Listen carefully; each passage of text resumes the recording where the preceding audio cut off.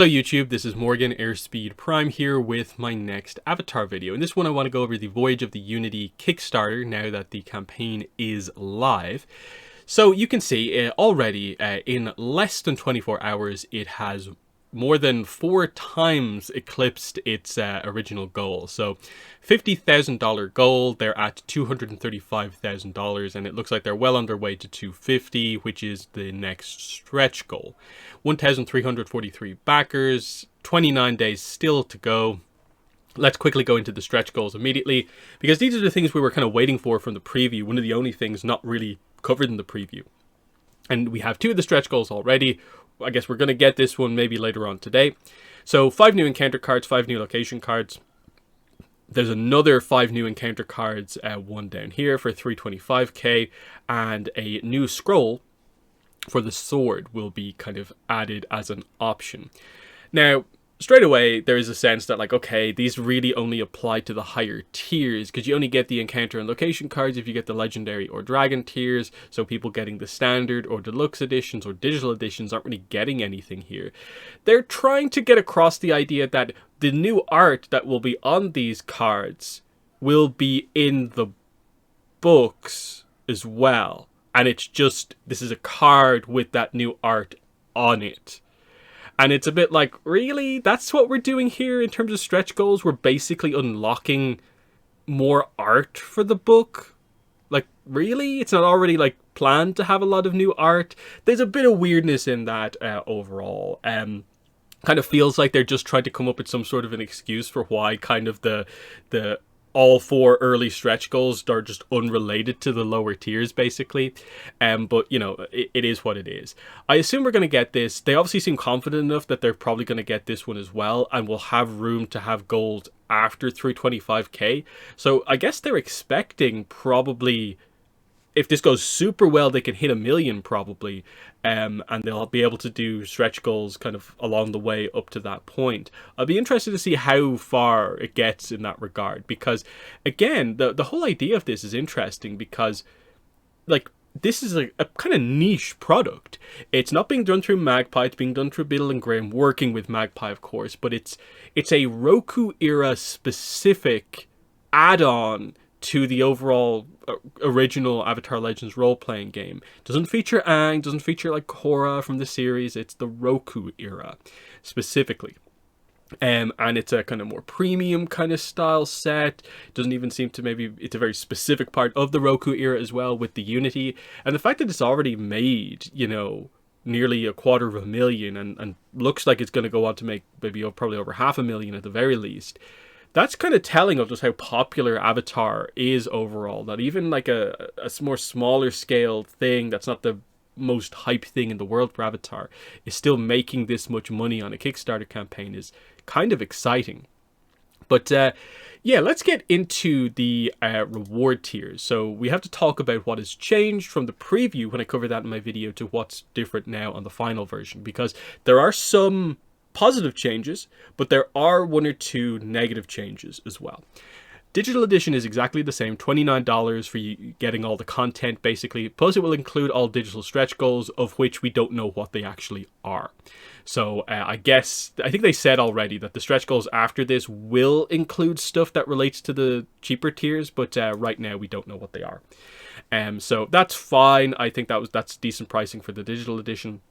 The standard edition, the first physical tier, $59. This is very similar to the preview, except what they've done is they've swapped what was originally the GM screen being a part of this for the Roku era world map, which I think is actually a really good decision, because for the standard set, the kind of cheapest physical option, yeah, I think the map is a more meaningful, thematic and important kind of item to have as part of this. Voyage of the Unity, of course you need the kind of sea map of the world as the main physical item, versus the GM screen, which does feel a little bit more like a kind of deluxe add-on item. So I think that's a very, very good decision overall, and the pricing on this tier I think is relatively fine, because ultimately this is equivalent to some of the previous books, which are like 40, and you're getting the slipcase and the map for basically the rest of the price.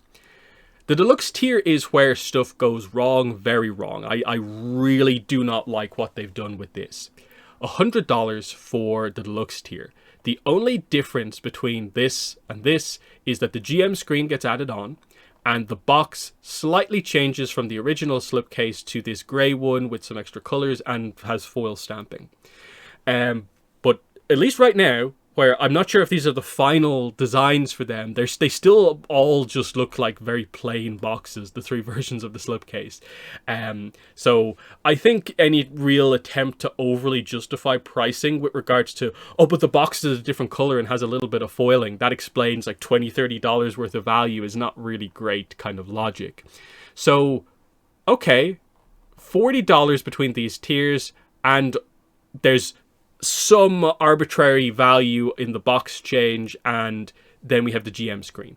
If we go down to add-ons, you can see here they're charging $25 for the GM screen, which again from the preview has gone up in price from $20 to $25. So they've upped the price of this, and they've actually taken out an item that was in the deluxe edition in the preview, that being the coin pouch. The coin pouch was originally part of this, now it's just been completely removed. So the value is just gone from this tier in my mind. So you can see here 59 plus 25, that's 85.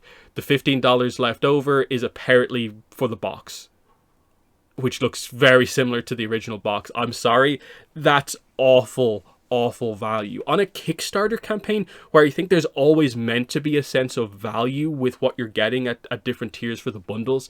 This is not there at all. Not mincing words here, there's no value here at the deluxe tier whatsoever. Maybe there'll be stretch goals to make this a little bit better, but without the coin pouch in my mind, this is an awful value prospect. I was originally going to get this tier based on what it was in the preview, and I was just so disappointed when it appeared here without the coin pouch. No clue what they were thinking whatsoever here. So yeah, this is pretty bad value. I even asked them about this in the comments, and I think that like their response here is kind of telling as well a little bit. So I'll go down to my comment here. I'll come back to this again, but I asked, why was the deluxe tier changed from the preview? Taking out the coin set removed any sense of value. The response that I got, they mentioned like the foil stamping on the deluxe edition will be particularly good. Okay, sure it will be, but I still don't value it that highly. And we moved things around based on feedback from the preview. So thanks to everyone who took the time to check it out and give us feedback. Who gave them feedback to remove an entire item from one of the tiers and make the value like non-existent at this tier anymore? I didn't see anyone in the comments on the feedback for the preview say anything along those lines, like, let me pay more for less or anything like that. This feels completely like a decision made about financials for whatever reason. And the fact that they haven't actually given an answer along those lines and really haven't answered my question, why did you take out an item while still charging the same? Feedback. Who was the feedback from? Your accountant? Like, come on, guys. This is a disastrous response to that question. I don't tend to be super negative about kind of stuff that relates to Avatar, but this is a garbage decision. Like, this is actually super bad. I honestly think they need to make a big change to this edition, like to the point where it's say anyone who's in on the deluxe edition, unless you absolutely love the look of this box, you should probably be going down to Deluxe Edition and adding the GM screen on as an add-on. That way you're paying 85 or like 84 actually for effectively the same amount of content. And then if you're wanting to spend the full 100, well, if you spend like 110, you get the coin set as well. Like that's kind of a bit of a better value as well, even if you're doing the add-ons and kind of that way. Like, I really want to know, like, for anyone maybe sticking with Deluxe Edition, why are you sticking with the Deluxe Edition given what we kind of know about what they had previously? So this is an example of the preview working against them, and I think it's really bad. Good feedback that they seem to have taken on board from the preview is with the 2 higher tiers, where they've lowered the price, and with the Dragon Edition it seems like they've potentially added value, but there is potentially some bad communication about this at the same time. Let me try and see the Dragon tier here. Yeah, there's some mixed messaging on the Dragon tier, where in the visual one, which I think most people probably look at, it says you get the Dancing Dragon Scroll and 3 bending scrolls of your choice. So that's, you get 4 scrolls here from the original 5 that are basically available, with the idea being that you can get one of each element, where you maybe leave out the standard fire scroll. Whereas if you look on the kind of tier kind of section here on the side, it says Dancing Dragon Scroll and 2 bending scrolls of your choice. This is what it said in the preview. It was, you get the Dancing Dragon and 2 scrolls, but they're saying it's 4 in this one. So I don't think they've properly answered with regards to like what the situation actually is. It's a lot better value this way. It's actually almost like really good value here, because they've already dropped the price down from 400 to 350. And now there's a whole extra scroll in here. We do also need to add in that the map case has gone up by $5. The coin set's the same price. The bending scrolls in the preview were priced at $45, so they've increased the value on them as well. So actually, they've gotten across the idea that, you know, the value on these 2 tiers is actually a little bit better now, though. I do think part of that is offset by the fact that the deluxe edition is actually such bad value now, that, oh, this is like $20 cheaper, but this is now like $20 less value, is kind of the offset. With regards to the Legendary Edition, you can see there is this new thing, new pre-generated characters, so that's cool. I don't think anywhere it was mentioned before, or anywhere else, that this was a thing. But otherwise, you can see the idea. The box changes once again. It's now a collectible box. Is it just going to be this color? I don't know. It's a bit plain. You get the encounter cards, the handouts. You get 4 large area maps, which are not detailed particularly well across the campaign. You get the coins finally come in again, and that's another thing, is that like the coins are now in this, and now they're an add-on to this tier, and it makes this tier feel a little bit better. And I think that's probably why they made the decision, is that they needed to make the Legendary tier better, so they kind of sacrificed the deluxe tier to make Legendary better by having the coins be another physical add-on for this tier over the other stuff. But I think it's a bad decision. Really bad decision, and I hope they reverse it. But otherwise, yeah, the value seems better, but still maybe not like absolutely amazing, because all the paper stuff still feels like it adds up to kind of quite a lot, and they haven't detailed very well what the paper stuff is. Because when you look at it here, they highlight here that, okay, encounter location cards, cool. The in-world handouts, they literally say that it's because it's under development, they don't have anything to show for this. And they just show stuff from their other campaigns of like an idea of what it could be. They need to be better about that. Like, you need to have some sense of telling people what some of these handouts are. If you're asking people to make a big buying decision to jump up to one of the high tiers, you have to tell people what they're getting for that amount. I think it's honestly a little bit crazy that they're fine with just putting this up as the explanation for this. And also, one of the other things is 4 large area maps. And the fact that people had to go to the comments to even ask what they are is really, really, really telling. That they just, for some reason, didn't detail all of the stuff that you're getting here effectively. The GM screen, of course, you know, has original artwork. It's not the artwork depicted here. This is just a kind of placeholder for now. It will have more Voyage of the Unity themed art, which is cool and all. But otherwise, yeah, that's all fine. Coin set is the big messy kind of part of this, of course. So yeah, that's fine. And then the Dragon Edition, like I said, the only real addition here is just that you get, it's either 3, wait, what is it? It's either 2 or 3 extra scrolls that you get here, depending on what it is. Yeah, I think that's the situation. Yeah, because it is weird, because this one says it's 3 scrolls, this one says it's 4. We'll see what they come to in the end, because I think it's a lot better value if you are getting 3 plus the Dragon Scroll, so 4, than the other way. Now, obviously, if you were going all in, once we hit the other stretch goal, there's suddenly going to be another scroll added in. So already, you have 4 of 5 by getting this, and there's still a firebending scroll that you don't have, because the Dancing Dragon is a separate scroll. Now there's going to be the Sword Scroll as well, and probably one other as we go through more stretch goals, would be my guess.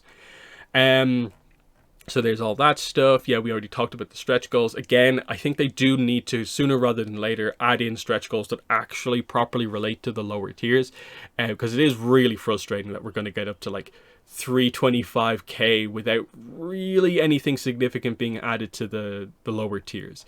Shipping stuff is all the same as from the preview. The pricing has slightly been adjusted from what I saw from the preview.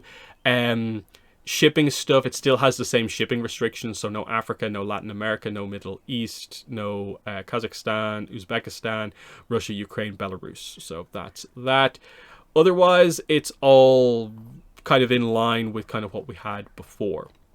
Final thing I want to mention is, I'll go back to my comment here, and that is the idea of, wait, why is there no mention of like hardcover, like the books being combined together into a hardcover? Because the content that makes this up, 5 adventures and a booklet about lore, that's an adventure guide. That's exactly the same as the Wan Shi Tong adventure guide. It's exactly the same as the Uncle Iroh adventure guide. Why are they doing it in that way, with no option to make it a hardcover? I ask, a bunch of other people have asked as well, like there is a demand for a hardcover release, and that's what I kind of talk about here. I hope there's a stretch goal to combine all the booklets into a hardcover book. Very surprised it isn't listed as one of the stretch goals, just because of consistency with the other Avatar RPG releases. The set is, like I already said, is basically the same as previous books, so why isn't this the case? And I also make the point in regards to what this campaign is, that in a project where the presentation of physical items is the focus, it seems crazy that the books are the weakest part of the set from a presentation point of view.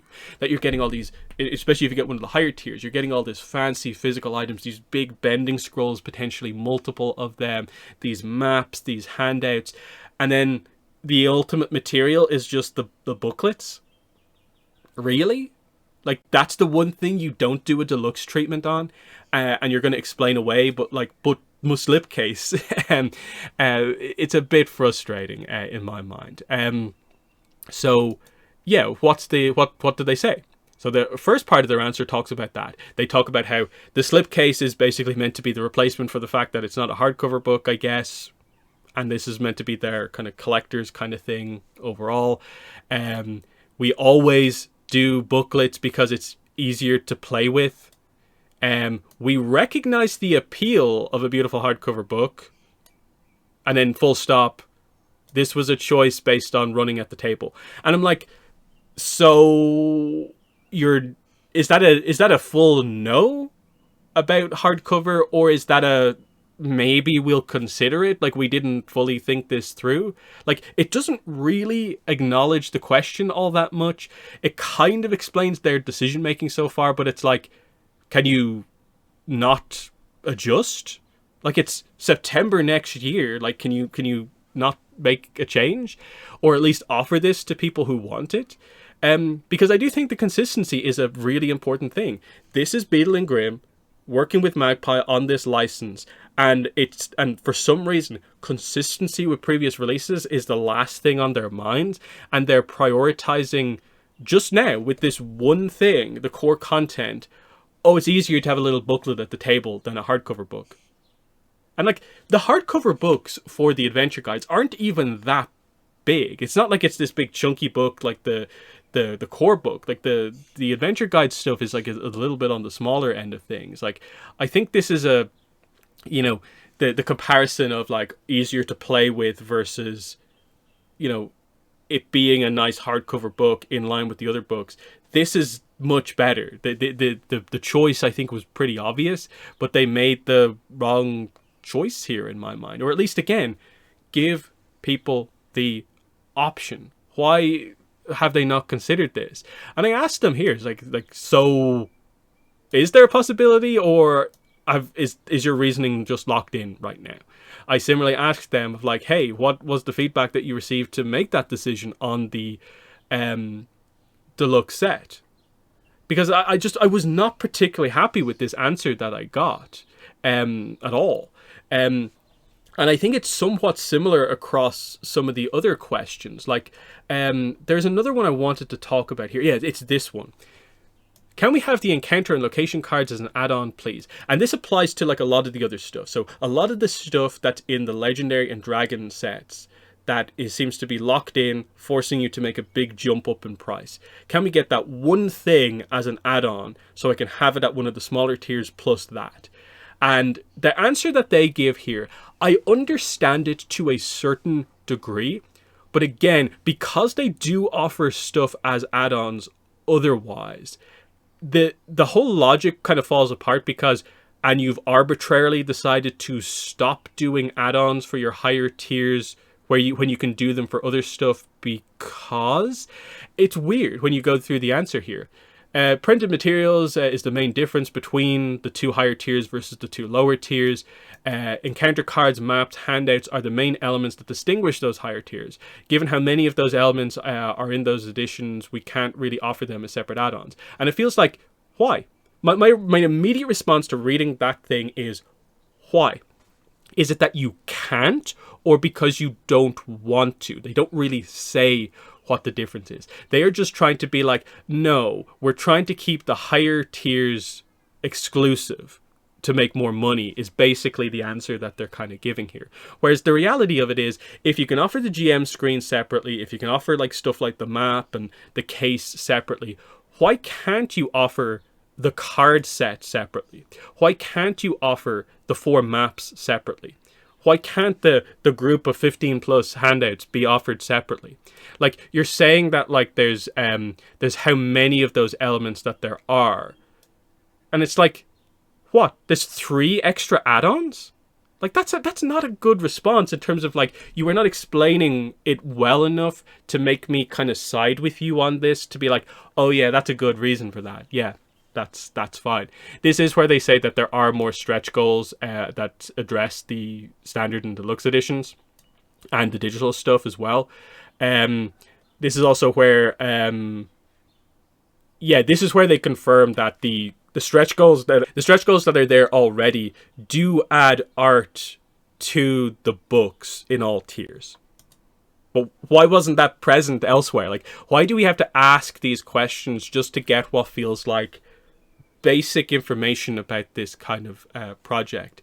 It does feel like there is a bit of an unwillingness to properly like engage with some of the feedback that's being given here, where there's a few key things that just feel like, yeah, just open it up, let people customize their orders a little bit more.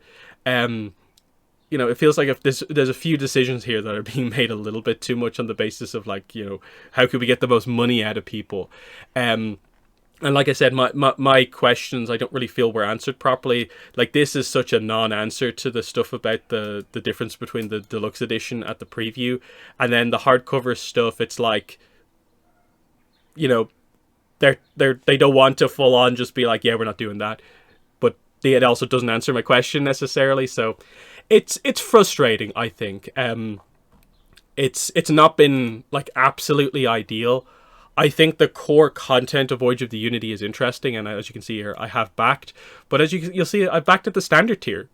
Maybe I'll add some add-ons later in the game when we see more of how it does, but I went from being locked in at that deluxe tier to reluctantly backing at the standard tier just because, like, the options aren't really there for me to maybe get everything I want out of this. And that's kind of a little bit sad, a bit disappointing that I was excited for this for ages, like the amount of coverage I did in the build up to this, and then the actual page launches and I'm just like, oh, like there's not really much value kind of here necessarily. It is disappointing. But in the comments, let me know what your thoughts are on the Voyage of the Unity Kickstarter. Do you think it's good? What tier have you gone in on? What are some of the feedback that you would give on this? Let me know below. But otherwise, that's been the video. Thanks for watching, and bye.